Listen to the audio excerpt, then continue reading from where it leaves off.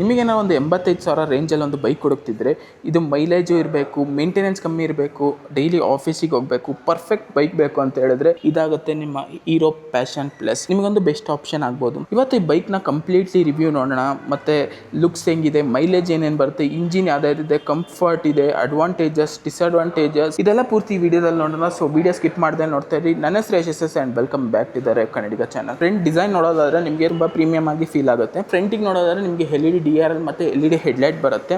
ಫ್ರಂಟಿಂದ ಅಷ್ಟೇ ಒಂದು ಸ್ವಲ್ಪ ಚೆನ್ನಾಗಿ ಕಾಣ್ತಾ ಇದೆ. ಸೈಡ್ ಪ್ರೊಫೈಲಿಗೆ ಹೋಗೋದಾದ್ರೂ ಅಷ್ಟೇ ಪ್ಯಾಷನ್ ಅಂತ ಬರ್ದಿದ್ದಾರೆ. ನಮ್ಮ ಹತ್ರ ಇರೋದು ಪೂರ್ತಿ ಬ್ಲ್ಯಾಕ್ ಕಲರ್, ಬ್ಲ್ಯಾಕ್ ಮತ್ತು ಒಂದು ಸ್ವಲ್ಪ ರೆಡ್ ಇನ್ಸರ್ಟ್ಸ್ ಕೊಟ್ಟಿದ್ದಾರೆ. ಇಲ್ಲಿ ನೋಡ್ಬೋದಲ್ಲ, ಇಲ್ಲೆಲ್ಲ ಸ್ವಲ್ಪ ರೆಡ್ ಇನ್ಸರ್ಟ್ಸ್ ಕೊಟ್ಟಿದ್ದಾರೆ. ಮತ್ತು ಕ್ರೋಮ್ ಮಫ್ಲರ್ಸ್ ಇರ್ಬೋದು, ಇದನ್ನೆಲ್ಲ ಇನ್ಸ್ಟಾಲ್ ಮಾಡ್ಕೊಂಡ್ರೆ ಓವರಾಲ್ ಒಂದು ಯಂಗ್ಸ್ಟರ್ಸ್ ಜೊತೆಗೆ ಒಂದು ಆರಾಮಾಗಿ ಏಜ್ ಆಗಿರೋರು ಆರಾಮಾಗಿ ಗಾಡಿನ ಓಡಿಸ್ಬೋದು. ಕಿಯಾ ಡಿಸೈನ್ ನೋಡೋದಾದ್ರೆ ನೋಡಿಬೋದು ಹೆಂಗಿದೆ ಅಂತ ಹೇಳ್ಬಿಟ್ಟು. ಹಿಂದೆ ಹೀರೋ ಲೋಗೋ ಇದೆ ಆ್ಯಂಡ್ ಮುಂದೆ ಹೀರೋ ಅಂತ ಬರ್ತಿದ್ದಾರೆ. ಸೊ ಕೀನ ಹಾಕೋಣ ವಾಪಸ್ಸು. ಸೊ ಕೀ ಹಾಕೋ ತಕ್ಷಣ ಇಲ್ಲಿಂದ LED DRLs ಬರುತ್ತೆ, ಇದು LED ಹೆಡ್ಲೈಟ್ಸ್ ಬರುತ್ತೆ. ನಿಮಗೆ ಇಲ್ಲಿ ಬರೋದಾದ್ರೆ ಹ್ಯಾಲೋಜನ್ ಲೈಟ್ಸ್ ಬರುತ್ತೆ, ಹಂಗಂದ್ರೆ ಬಲ್ಬ್ ಲೈಟ್ ಬರುತ್ತೆ. ಸೊ ಮಡ್ಗಾರ್ಡ್ ನೋಡೋದಾದ್ರೆ ಇದು ಪ್ಲಾಸ್ಟಿಕ್ ಮಡ್ಗಾರ್ಡ್ ಬರುತ್ತೆ. ಸೊ ನೋಡೋದಾದ್ರೆ ಇಲ್ಲಿ ಟೆಲಿಸ್ಕೋಪಿಕ್ ಸಸ್ಪೆನ್ಷನ್ ಬರುತ್ತೆ ಆ್ಯಂಡ್ ಇದೊಂದು ಹಲಾಯ್ ವೀಲ್ಸ್ ಆಗುತ್ತೆ. ಡಿಸ್ಕ್ ಬ್ರೇಕ್ಸ್ ಕೂಡ ಆಫರ್ ಮಾಡ್ತಾ ಇದ್ದಾರೆ. ಜೊತೆಗೆ ಸೈಡಿಗೆ ಬರೋದಾದ್ರೆ ಇದೊಂದು ಬಾರು, ಯಾಕಂದರೆ ಇಂಜಿನ್ ಪ್ರೊಟೆಕ್ಟ್ ಮಾಡೋಕ್ಕೆ. ಸೊ ಈ ಇಂಜಿನ್ ಇದೆ ನೋಡಿ ಹೆಂಗೆ ಕಾಣ್ತಾ ಇದೆ ಅಂತ ಹೇಳ್ಬಿಟ್ಟು. ಇದು 4 ಸ್ಪೀಡ್ ಗೇರ್ ಬಾಕ್ಸ್ ಬರುತ್ತೆ. ಸೊ ಇದು 8 Nm ಆಫ್ ಟಾರ್ಕ್ ಮತ್ತು 8 PSI ಆಫ್ ಪವರ್ ಕೊಡ್ತಾನೆ. ಆ್ಯಂಡ್ ಇಲ್ಲೊಂದು ಸ್ವಲ್ಪ ಇದಲ್ಲ, ಇನ್ನೊಂದು ಸೈಡ್ ಇದೆಯಲ್ಲ ಅದರಲ್ಲಿ ಒಂದು ಸ್ವಲ್ಪ ಸ್ಪೇಸ್ ಇಡ್ಬೋದು. ಇಲ್ಲಿ ನೋಡಿ, ಇಲ್ಲಿ ಕೀ ಹಾಕ್ಬಿಟ್ಟು ಇಲ್ಲೊಂದು ಸ್ವಲ್ಪ ಸ್ಪೇಸ್ ಸಿಗುತ್ತೆ, ನೀವು ಏನಾರು ಇಟ್ಕೊಬೋದು. ಸೊ ಇಲ್ಲಿ ನೋಡ್ಬೋದು ಪ್ಯಾಷನ್ ಪ್ಲಸ್ ಆ ಥರ ಸಿಂಬಲ್ ಹಾಕಿದ್ದಾರೆ. ಇದು E20 ಕಂಪ್ಲೇಂಟ್ ಆಗಿದೆ, ಹಂಗಾಗಿ ಆರಾಮಾಗಿ ಯಾವ ಫ್ಯೂಲ್ ಆದರೂ ಹಾಕೊಂಡು ಓಡಿಸ್ಬೋದು. ಇಲ್ಲಿ ಬರೋದಾದ್ರೆ ನಿಮಗೆ ಡಿಜಿಟಲ್ ಮೀಟರ್ಸ್ ಬರುತ್ತೆ. ಇದೊಂದು ಸ್ವಲ್ಪ ಆರೆಂಜಿಶ್ ಥೀಮಲ್ಲಿ ಬರುತ್ತೆ. ಇದು ಸೈಡ್ ಸ್ಟ್ಯಾಂಡು, ಇದು ಇಂಜಿನ್ ಚೆಕ್ಲೈಟ್ ಇರ್ಬೋದು. ಇದು ಬಂದುಬಿಟ್ಟು ನಿಮಗೆ ಲೋ ಫ್ಯೂಯಲು, ನ್ಯೂಟ್ರಲ್ ಆಗಿದೆ, ಇಂಡಿಕೇಟರ್ ಹಾಕಿದ್ದೀವಿ ಅಂತ ಹೇಳ್ಬಿಟ್ಟು. ಇದನ್ನು ಚೇಂಜ್ ಮಾಡೋಕ್ಕೆ ಹೆಂಗೆ ಅಂತ ಹೇಳಿದ್ರೆ ಇದು ಸ್ಪೀಡ್ ಬರುತ್ತೆ, ಇದು ಫ್ಯೂಯಲ್ ಎಷ್ಟಿದೆ ಅಂತ ಹೇಳ್ಬಿಟ್ಟು.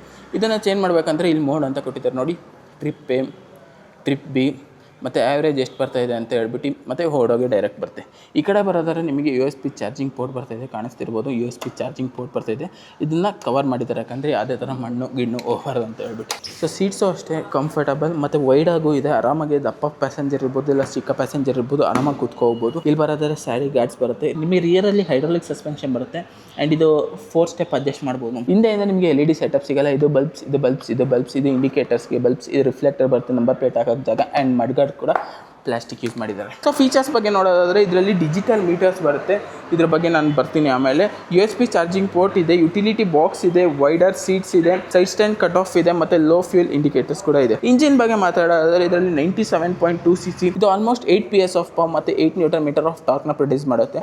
ಸಿಟಿಲಿ ಇರ್ಬೋದು ಅಥವಾ ಹಳ್ಳಿಲಿ ಇರ್ಬೋದು, ಗೇರ್ ಶಿಫ್ಟ್ ಮಾತ್ರ ತುಂಬ ಲೈಟಾಗಿ ಆಗುತ್ತೆ ಆ್ಯಂಡ್ ಟ್ರಾಫಿಕಲ್ಲೂ ಅಷ್ಟೇ ಈಸಿಯಾಗಿ ಮನೋವರ್ ಮಾಡ್ಬೋದು ಈ ಗಾಡಿನ. ಸೊ ಮೈಲೇಜ್ ಇದರ ಬಿಗ್ಗೆಸ್ಟ್ ಪ್ಲಸ್ ಪಾಯಿಂಟ್ ಅಂತ ಹೇಳ್ಬೋದು. ಕಂಪನಿ 71 ಅಂತ ಹೇಳುತ್ತೆ, ಆಲ್ಮೋಸ್ಟ್ ನಿಮಗೆ 60-65 ಅಂತೂ ಕೊಡುತ್ತೆ. ಸೊ ಇದರಲ್ಲಿ ಇದ್ರ ಜೊತೆಗೆ ಹೀರೋ i3s ಟೆಕ್ನಾಲಜಿನ ಯೂಸ್ ಮಾಡಿದ್ದಾರೆ. ಸೊ ಸಿಗ್ನಲಲ್ಲಿ ಇದ್ದಾಗ ಇದು ಆಫ್ ಆಗುತ್ತೆ.